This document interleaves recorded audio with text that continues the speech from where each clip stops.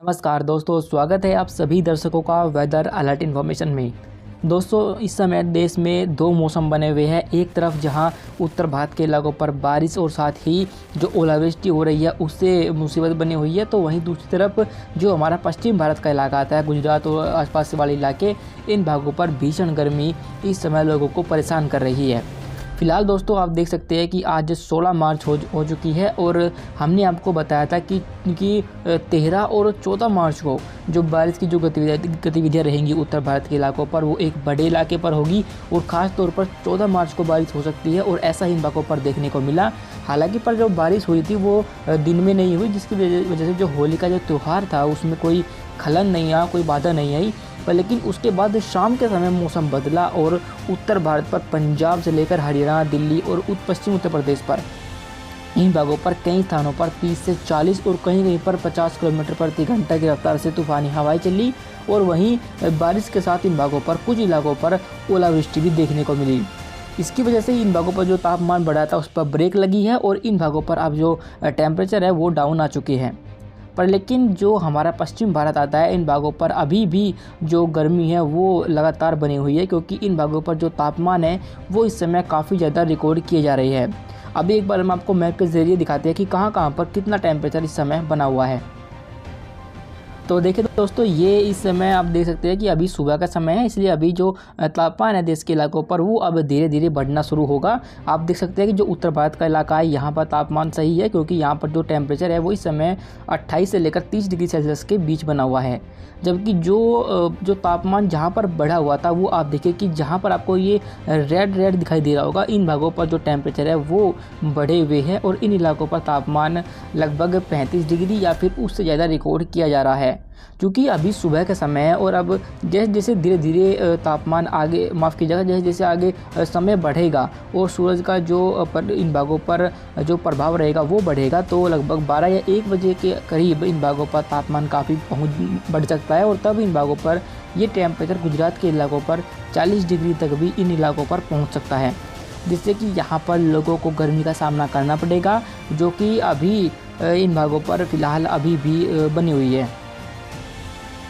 अभी दोस्तों, हम आपको बता दें कि जो WD जम्मू कश्मीर के ऊपर बना हुआ था वो आगे मूव कर चुका है और जो सर्कुलेशन यहाँ पर बना हुआ था वो भी इस समय यहाँ पर आप देख सकते हैं कि यहाँ पर है। इसका जो कुछ प्रभाव आपको देखने को मिलेगा वो पूर्वी उत्तर प्रदेश पर हो सकता है, कहीं कहीं पर हल्की बारिश के रूप में। बाकी कोई खास जो मौसम का जो बदलाव है वो आपको अब इन भागों पर देखने को नहीं मिलने वाला। फिलहाल हम आपको बता दें कि अब जो हमारा पूर्वी भारत और कुछ सेंट्रल इंडिया आता है, इन भागों पर मौसम बदलने वाला है और इन भागों पर आपको जल्द ही बारिश देखने को मिलने वाली है। और ये बारिश क्यों होगी आइए जानते हैं आगे। तो देखिए दोस्तों, ये आप देख सकते हैं कि आज 16 मार्च को अगर आप देखोगे तो जो WD बना हुआ था वो यहाँ पर आगे की तरफ यहाँ आ चुका है और इसका जो कुछ प्रभाव रहेगा पहाड़ी इलाकों पर जो कि रहता है, और उसकी वजह से जम्मू कश्मीर, हिमाचल प्रदेश और साथ ही उत्तराखंड की जो ऊंची पहाड़ियाँ रहेंगी यहाँ पर बहुत हल्की बारिश या फिर बर्फबारी आपको देखने को मिल सकती है। बाकी आप देखें कि मैदानी इलाकों पर जो नॉर्मल फेनोमिना होता है हवाओं का, वो क्योंकि जब भी WD आगे की तरफ मूव करता है सर्कुलेशन इस पर प्रभावी हो जाता है, तो यहाँ से इस तरीके से हवाएं चलना शुरू होती है और आप देख सकते हैं कि यहाँ एक बार फिर से जो नॉर्थ वेस्टर्ली विंड होती है इनकी वजह से यहाँ पर तापमान गिरेगा। जो इन भागों पर गर्मी पर जो बढ़ने वाली थी वो अब एक बार फिर से ब्रेक लगाएगी और ये हवाएँ ना सिर्फ उत्तर भारत का इलाका बल्कि जहां गुजरात और पश्चिम भारत के इलाकों पर तापमान बढ़ रहा था वहां तक ये हवाएं पहुंचेंगी और वहां तक ये जो गर्मी बढ़ी हुई थी उन इलाकों पर, उनकी वहां पर जो बड़ी गर्मी है उस पर ब्रेक लगाएगी और वहां पर 2 से 3 डिग्री तक तापमान में गिरावट हो सकती है, क्योंकि ये हवाएं बर्फ़ की ठंडक लिए, साथ ही जो बारिश हुई है, ओलावृष्टि हुई है इन भागों पर, वहाँ से जो ठंडक लिए नीचे की तरफ मूव करेंगी, तो इसी वजह से यहाँ के तापमान गिर सकते हैं। फिलहाल आप देखिए कि जो हमारा जो सर्कुलेशन बना हुआ था वो अब यहाँ पर आ चुका है, जिसकी वजह से पूर्वी उत्तर प्रदेश के इलाकों पर आपको आज हल्की बारिश देखने को मिलेगी और साथ ही कुछ बिहार के जो पश्चिमी इलाके रहेंगे वहाँ पर कहीं कहीं पर हल्की बारिश इसकी वजह से हो सकती है। बाकी अन्य इलाकों पर कोई एक्टिविटी आपको देखने को नहीं मिलने वाली।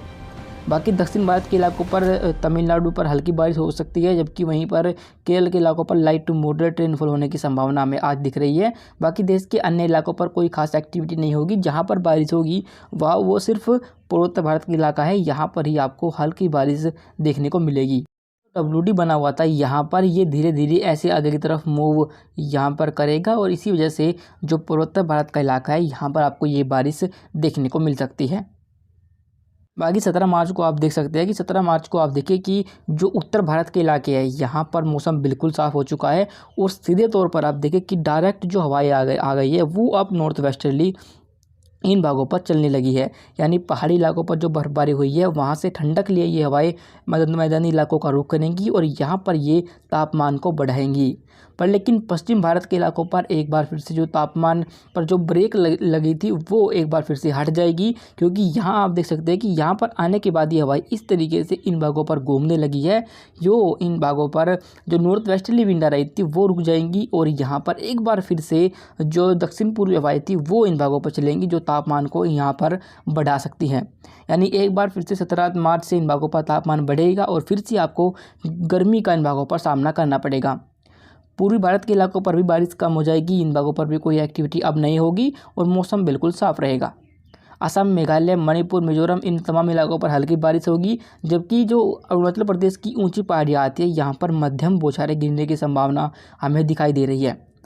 दक्षिण भारत के इलाकों पर कोई खास एक्टिविटी होने की संभावना नहीं है, सिर्फ हल्की बारिश केरल के इलाकों पर होगी। बाकी तमिलनाडु के इलाकों पर मौसम बिल्कुल साफ रहेगा। तटीय कर्नाटक, आंतरिक कर्नाटक पर कोई एक्टिविटी नहीं होने वाली और इन भागों पर भी मौसम साफ रहेगा।